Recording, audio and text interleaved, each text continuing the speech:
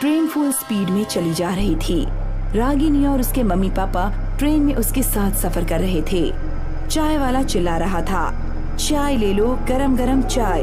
फिर पानी वाला आया, पानी पानी, ठंडा पानी, 20 का एक ठंडा पानी। फिर पान मसाले वाला आया, 14 का 2 राजहंस पान मसाला, तिरंगा पान मसाला, इसमें है केसर का दम, खाइए और कामयाबी की बुलंदियों को छू लीजिए। पापा कितना शोर शराबा कर रहे हैं ये लोग। हाँ, कभी कभी तो हद कर देते हैं ये लोग। इनका यही काम है, इसी से इनका पेट भरता है। अब तुम्हारे पापा का गांव आने वाला है। सीतापुर से 40 किलोमीटर दूर है अभी जो स्टेशन आएगा। सच में मैं गेट पर जा रही हूँ, वैसे भी मेरे सिर में दर्द हो रहा है। रागिनी उठकर गेट पर आ गई। ठंडी ठंडी हवाओं का वो आनंद लेने लगी। ट्रेन फुल स्पीड में चलती जा रही थी। ट्रेन हॉर्न बजाकर रास्ते को चीरते हुए चली जा रही थी। अंधेरे में वैसे तो कुछ दिखाई नहीं दे रहा था, लेकिन दूर गांव में टिमटिमाती लाइट दिख रही थी। तभी अजीब सी हवा चली और रागिनी का दुपट्टा उड़ गया। रागिनी गिरते बची। वो वापस आकर बैठ गई। मम्मी, मेरा फेवरेट दुपट्टा उड़ गया। इतनी छोटी सी बात पर इतनी बड़ी लड़की रोती है। दूसरा ले लेना या मैं ला दूंगी। देखो, हमारा गांव क्रॉस कर रहा है, कितना अच्छा लग रहा है। अरे वाह, तो हम लोग गांव क्यों नहीं जाते हैं? कितना मजा आएगा ना। अब यहाँ कोई नहीं रहता, तुम्हारे दादा दादी सब भगवान के पास चले गए, इसलिए हम सब लोग शहर चले गए। रागिनी अपने घर पहुंची और अपने रूम में चली गई। बैग अपने कमरे में रखा। उसका मोबाइल नीचे गिर गया। वो उठाने झुकी तो बेड के नीचे उसका दुपट्टा दिखा। वो चौंक गई कि ये दुपट्टा ट्रेन में उड़ गया था। वो यहाँ कैसे आ गया? उसने तुरंत ही उसे उठाया और अपने कंधे पर लेकर आईने में देखने लगी। उसके पीछे एक भूत खड़ी दिखी और वो हंस रही थी। उसकी लाल लाल आँखें, बिखरे बाल देखने के बाद रागिनी डर गई और चीखने ही वाली थी कि उसके मुंह पर भूतनी ने हाथ रख दिया। वो बेहोश हो गई। रात के 12 बज चुके थे। रागिनी के मम्मी पापा सो रहे थे। धीरे धीरे दरवाजा खुला। रागिनी के हाथ में चाकू था। धीरे धीरे आगे बढ़ने लगी। पापा के पास आकर वो दांत पीसने लगी और उसका चेहरा लाल होकर चुड़ैल बन गया।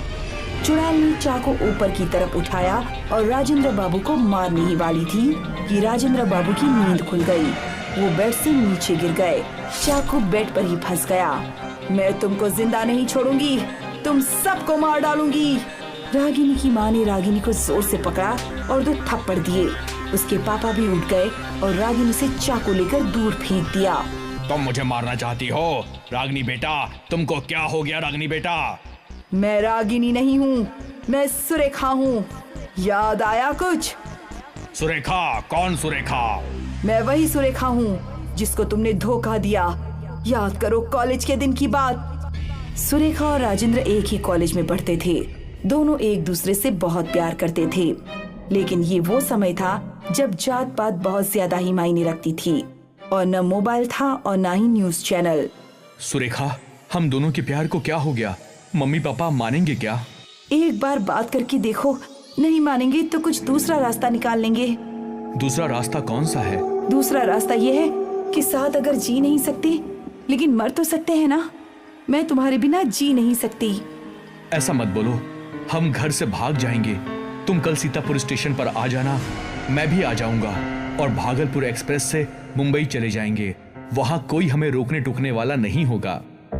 ठीक है, तुम सही समय पर आ जाना। सुरेखा सुबह सुबह आ गई और राजेंद्र का इंतजार करने लगी।